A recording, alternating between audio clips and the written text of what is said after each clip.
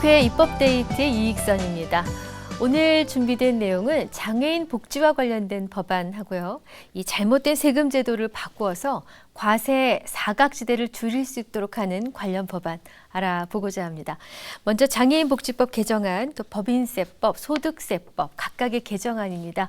이 개정안들을 대표 발의해 주셨죠. 새누리당 이상일 의원 모셨습니다. 의원님 어서 오십시오. 네, 안녕하세요. 네, 반갑습니다. 네. 의원님께서는 그동안의 이 수능 성적 정정 문제라든가 또 네. 대학생 장학금 상환 문제, 네, 교육 네. 현장에 정말 세세하게 살피지 않으면 알기 어려운 부분들을 위해서 법안 발의를 해오셨는데요. 지금 소개해 주실 장애인 복지법 개정안도 교육 현장과 밀접한 관련이 있다고요? 네, 그렇습니다. 네. 지금 장애 학생들이 많이 늘고 있죠. 네. 그래서 대학에도 지금 장애 학생들 많은데 그 장애 학생들에 대한 관심과 배려는 아직 많이 못 따라가고 있는 것 같아요. 우리 기대에 미흡하다 이런 생각이 들고 네.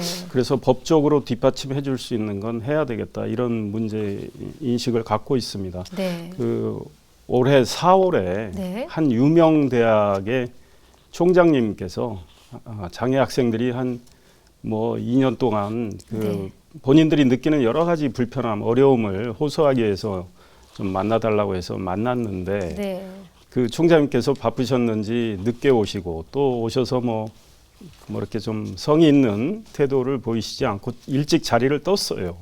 그래서 네. 보도도 나고 그랬고 네. 남아 계신 이제 학교 당국의 직원들이 간담회를 하긴 했지만 네. 총장님이 그러시니 그분들이 과연 그 진정성 있게 열심히 들어줬느냐라는 점에서 물음표가 있어요. 그래서 네. 그 학생들이 좀 실망을 했다 이런 네. 이야기도 나왔는데 우리 학교 현실은 굉장히 부족합니다. 지금 장애 학생 지원센터가 네. 각 대학에 많이 설치가 돼 있습니다. 네. 안 된 곳도 있어요. 그러니까 대학생이 10명 이상인 곳은 장애학생 지원센터가 설립이 돼야 됩니다. 그런데 안 된 곳도 있고요. 그러나 많이 설치는 돼 있는데 전담 인력이 너무 부족합니다. 그러니까 이제 형식적으로 좀 운영이 되고 있고 서울대 같은 경우도 장애 대학생이 68명쯤 됩니다. 네. 거기에 전담하는 사람이 4명 이렇거든요. 네. 그런데 지금 고려대 같은 경우는 115명의 장애 학생이 있는데 전담하는 사람은 2명. 연세대 61명에 2명.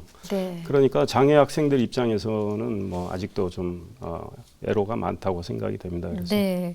그 장애를 가진 우리 전체 대학생의 명수랄까요? 현황을 좀 보셨나요? 과거와 네, 비교했을 때. 통계 저도 확인을 네. 해봤습니다. 현재 2014년 현재 네. 720개 대학에서 8,200명이 넘는 장애 대학생이 있습니다. 그러니까 1995년에 예. 장애 학생에 대한 특별 전형 제도가 실시가 됐고 그 해에 8개 대학에 113명인가요? 네. 학생들이 입학을 했고요. 네. 그 이후에 이제 장애 대학생들에 대한 어떤 교육을 강화해 나가고 네. 또 장애 학생들이 제대로 교육을 받아야 또 자활을 할 수가 있고 또 본인이 이제 그럼요. 취업을 해서 그럼요. 스스로 독립할 수 있기 때문에 그걸 정부도 그런 정책을 쭉 쏘았습니다. 그건 좋은 네. 정책이지만 그래서 많이 늘어났죠. 네. 그러니까 늘어나다 보니까 또 대학은 그걸 이제 교육적으로 뒷받침을 해야 해줘야 되는데. 되는데 아직 좀 부족한 실정입니다. 근데 20년 만에 113명에서 네. 8,200명이 넘었다니까 네. 네. 어마어마한 증가 네. 추세로군요. 그 당시 네. 1995년에는 아마 113명 이상이었을지도 이상이었겠죠. 모릅니다. 특별 네. 전형으로 들어온 사람이 아, 113명이었으니까요. 그럼 장애인복지법 개정안에 담긴 핵심 내용은 아무래도 이 장애를 가진 대학생들이 대학생활을 좀 더 잘할 수 있도록 도와줄 수 있는 그런 법안일 네, 텐데 그렇습니다. 어떤 내용입니까? 간단한 내용인데 네. 현행법은 지금 우리 장애 학생들에 대해서 사회적 인식을 좀 개선을 이제 해나가도록 하고 있습니다. 네. 그래서 국가나 지방자치단체의 장도 그런 인식을 개선을 위한 교육을 이제 하도록 하게 돼 있고 또 초등학교법에 따른 소위 초중고교에서 그 장애 학생들에 대한 어떤 배려, 그 인식 개선을 위한 교육을 하도록 돼 있습니다. 그래서 그걸 이제 그런 교과서에 그런 내용도 다 함께 하고 있고요. 그런데 네. 지금 대학에서는 그런 그 교육이 이루어지질 않고 있습니다. 법에 그런 내용이 없습니다. 그래서 장애인복지법 개정안에 대학에서도 그러니까 고등교육법에 따른 네. 대학의 장이 장애인에 대한 사회 인식 교육을 예. 실시하도록 의무적으로. 이 내용을 네 그렇습니다. 그리고 아. 현행법은 그냥 뭐 교육해라라는 정도인데 제가 낸 법안은 그거를 교육을 하고 그 교육 내용과 결과를 보건복지부 장관에게 보고하도록 했습니다. 왜냐하면 네. 사실 보고도 형식적으로 이루어질 수는 있지만 네. 그 보고한다라는 그게 있으면 좀 더 성의 있게 교육을 할 거라고 생각을 해서 그런 내용을 추가를 했습니다. 그렇군요. 사실 초중고등학교 때 다 배워서 알 것 같은데 네. 현실은 그렇지 않았다는 네, 얘기죠. 네. 네. 뭐 혼자 가면 빨리 가지만 함께 가면 멀리 간다. 네, 네. 우분투란 단어도 생각나고요. 네. 아프리카 속담이 있는데 장애인 비장애인이 함께 살아간다는 인식이 이제 기본으로 깔리면 네, 훨씬 그래야 살기 됩니다. 좋은 세상이 되겠죠. 이 장애인 복지와 관련해서 또 새롭게 관심을 갖고 있는 개선할 부분들을 계속 찾고 계실 것 같습니다. 뭐 사실은 불과 얼마 전에 용인의 그 제 사무실에 네. 전국 대학생 그 특수교육을 전공하는 네. 전국 특수교육과 대학생 연합회 간부들이 찾아왔습니다. 네. 그러니까 특수교육이라는 건 결국은 이제 장애 학생을 가르치는 그렇죠. 교육인데 예. 이제 그 학생들이 그걸 전공하고 나서 이제 뭐 임용 시험이 되면 다 특수교사가 되는 거죠. 네. 근데 지금 우리 특수교사의 현실은 그 법정으로는 장애 학생 4명당 교사 1분이 있어야 됩니다. 네. 근데 우리 현실은 6명당 1명 정도입니다. 그래서 한 7천여 명가량 부족한데요. 네. 대부분 그 공백을 기간제 교사로 이렇게 메우거나 하다 보니까 전문성이 예, 떨어지겠군요. 기간제 교사들은 뭐 요번에 살짝 학생들 가르치고 나서 또 딴 데로 떠나니까. 옮겨가고 자꾸 하니까 장애 학생 입장에서는 뭐 쭉 신뢰감이 가르치시던 형성이 안 선생님들이 되죠. 있어야 예. 여러 가지 고민도 이야기하면서 그렇죠. 예, 안정된 상태에서 교육을 받을 수가 있는데 네. 그게 이루어지질 않고 있고 그러니까 땜질식으로 자꾸 처방하다 보니까 뭐 지금 문제가 있죠. 그래서 네. 장애 학생들은 일반 학생보다 더 특별히 좀 더 정성을 들여서 가르쳐야 된다고 보기 때문에 네. 이 특수교사의 법정 정원도 맞춰져야 되고요. 네. 그다음 이 지금 그 장애 학생들을 가르치는 이 교육 환경도 역시 많이 저희가 상대적으로 열악하다고 봅니다. 또 개선하는 일이 필요하다고 생각을 하고 네. 또 장애인 생활체육인들이 많이 늘어나고 있습니다. 네네. 2010년에 한 뭐 8점 몇 프로에서 2014년 현재 한 뭐 13% 정도까지 늘어났거든요. 네. 그 역시 생활체육 굉장히 중요하다고 봅니다. 네네. 장애인들의 어떤 건강 또 뭐 이 재활 그럼. 이런 면에서 생활체육도 중요한데 이거에 대한 뒷받침도 많이 부족하고 또 생활체육과 관련된 그 운동기구 개발 노력도 선진국은 굉장히 많이 하고 있는데 우리는 또 그게 좀 부족하고 네. 그다음 장애인들의 문화 향유 역시 또 뭐 아직도 많이 부족하다고 생각하고요. 또 여러 가지 뭐 공연 시설 같은데 보면은 아직도 장애인을 어렵죠. 위한 그런 예. 배려가 이제, 적습니다. 네, 설치가 안 돼 있어서 그렇군요. 네. 뭐 많이 지금 정보를 교합하고 민원을 청취하고 계신데 네. 또 다른 좋은 법안이 나올 것 같습니다. 자, 이제 법인세법 개정안 또 소득세법 개정안을 알아볼 텐데 이 발의하시게 된 특별한 이유가 있으셨나요?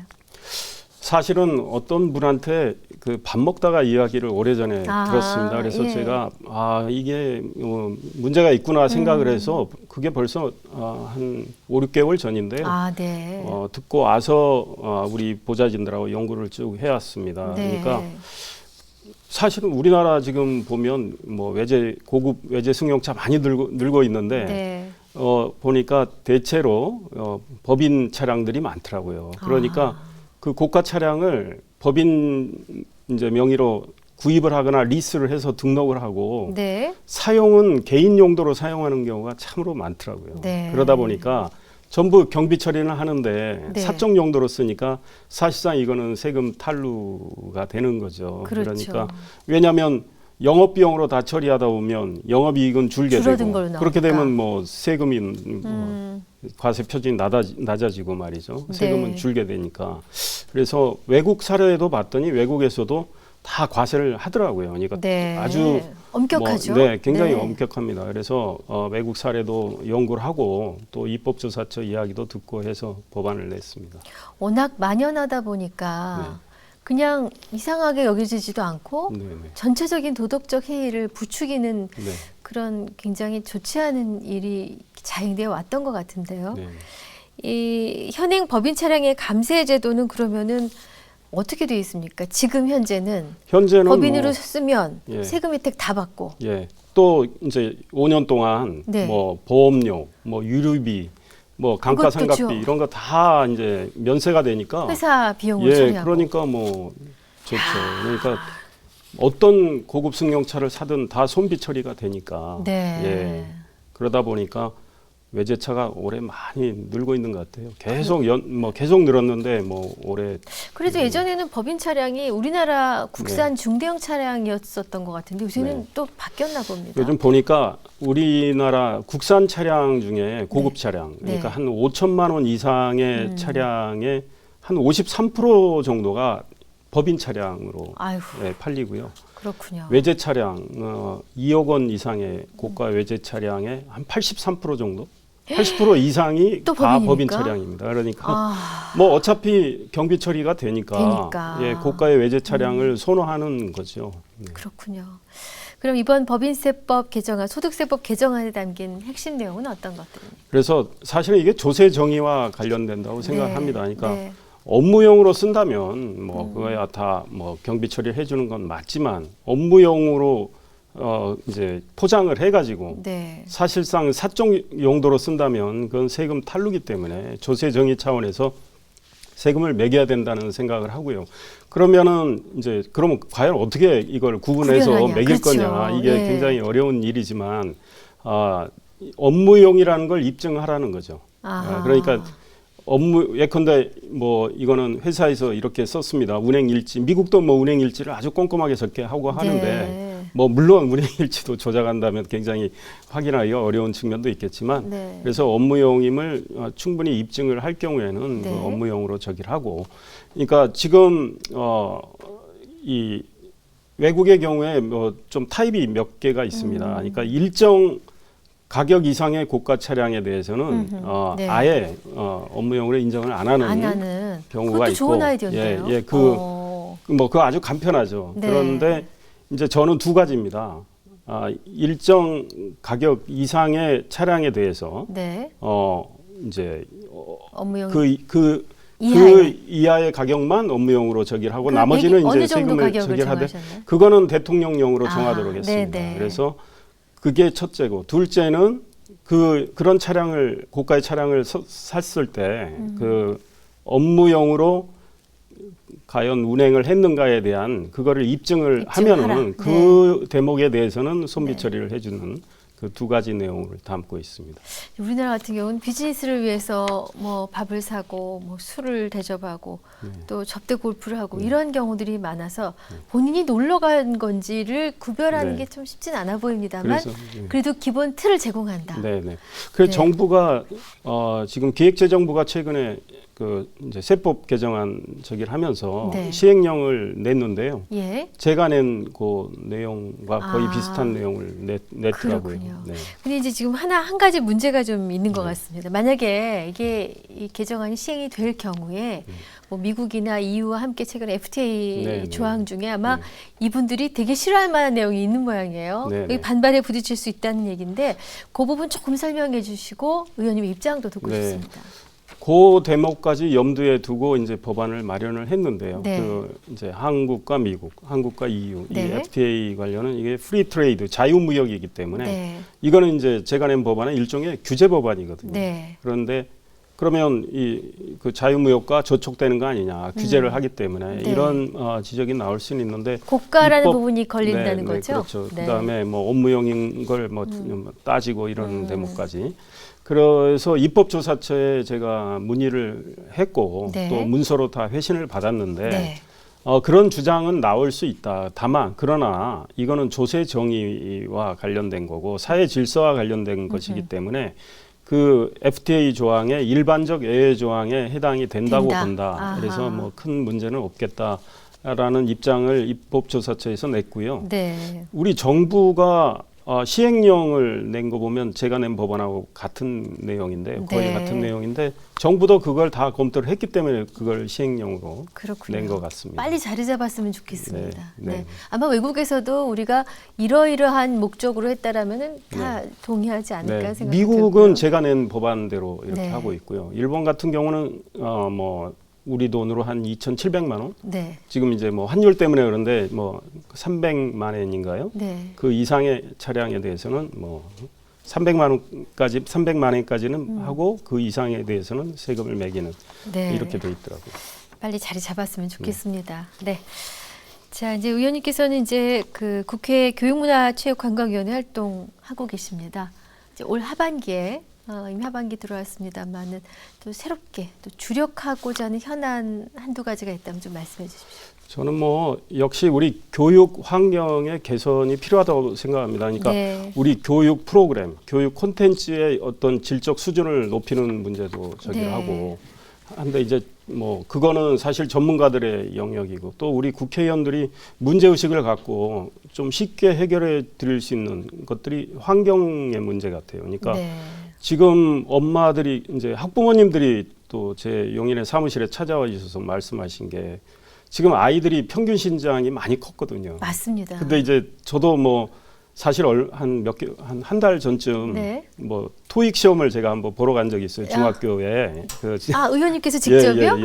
그 제가 네. 박사과정 뭐 네. 저 종합 시험 때문에 네. 뭐 영어 자격 시험을 봐야 돼서 네. 그 중학교에 갔는데 책상이 뭐 물론 저는 성인이니까 그렇지만 저 중학생보다는 크다고 봐도 많이 낮구나. 이거 우리 학교 다닐 때 그 책상 높이, 의자 높이가 그때나 별 차이 없네 이런 느낌을 그렇군요. 받았어요. 예. 그런데 지금 학부모님들도 아이들이 이렇게 컸는데 책상하고 의자는 과거의 그거에 그대로 머물러 있으니까 네. 아이들이 그 굉장히 웅크리고 이렇게 있어야죠. 이러고 있고 하니까 그 디포메이션이라고 할 수 있겠죠. 그러니까 이 몸 체형에 여러 가지 좀 문제가 생길 수 있다. 그래서 걱정 많이 하시고 하는데 네. 이거는 아마 전국적으로 단계적으로 개선을 해나가야 되겠죠. 돈이 많이 드는 사업인데 네. 그래서 표준화가 필요할 것 같아요. 이제 평균 신장이 커졌으니까 네. 그만큼 책상과 의자의 높이도 좀 키우는 아니 문제. 조절할 수 이런 있는 걸 걸로 바꿔야죠. 뭐 이제는. 해서 네. 근데 대부분 나무 책상이고 그러니까 하긴요. 뭐 이런 문제. 네. 또 화장실. 예. 학교 화장실 뭐 저희 학교 때 비하면 훨씬 좋지만 네. 지금 아이들이 뭐 다 뭐 아파트 생활하다 보니까 네, 맞습니다. 그래서 화장실 개선 문제. 제 지역도 많습니다. 뭐 근데 이제 뭐 또 무상급식에 들어가는 여러 가지 돈 때문에 뭐 여러 가지 제약이 있죠. 투자. 네. 그리고 교육 투자가 제대로 못 이루어지는 게 안타깝긴 한데 이런 교육 환경을 좀 개선해 나가는 거. 그다음 또 우리 주변에 생활하는데 그 생활 환경. 근데 뭐 주변에 작은 개울이 뭐 너무 오염이 돼 있거나 할 때 그 개울을 맑게 하는 문제. 이것도 역시 뭐 환경 투자인데 네. 이런 것들에 대해서 좀 관심이 있습니다. 어마어마한 규모의 일은 아니지만 꼭 필요한 일들. 네. 네.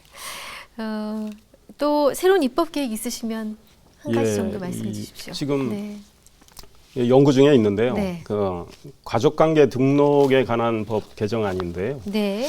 지금 현재 아이를 이제 낳게 되면 한 달 안에 부모가 출생 신고를 하게 돼 해야죠. 있습니다. 예. 근데 그걸 뭐 게으르거나 무슨 또 사정이 사실은 있거나. 사정이 있거나 예. 해서 안 할 경우는 네.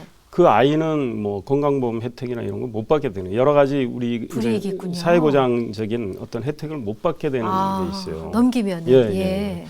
그래서 물론 그 두 가지 트랙으로 하려고요. 현행 그 체계를 유지하면서 네. 그러니까 부모가 출생 신고를 하도록 하는 방안과 동시에 네. 추가하는 건데 네. 부모의 동의를 얻어가지고 네. 주로 이제 아이를 출산하면 병원에서 많이 낳게 되니까 네. 그 병원에서 알아서 해주는 걸로. 동의를 얻어가지고 네. 출생 신고를 알아서 사실 유엔 아동 기구 같은 데서는 네. 출생을 자동적으로 그렇게 신고하도록 하는 걸 공고하고 있거든요. 네. 그래서 네.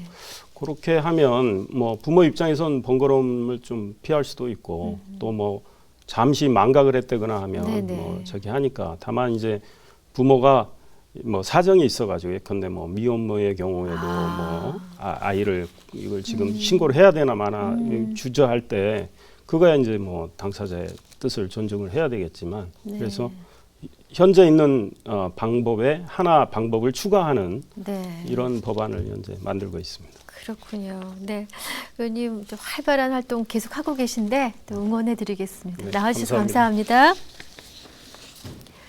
국회 입법데이트 오늘은 새누리당 이상일 의원과 함께했습니다. 시청해주신 여러분 고맙습니다.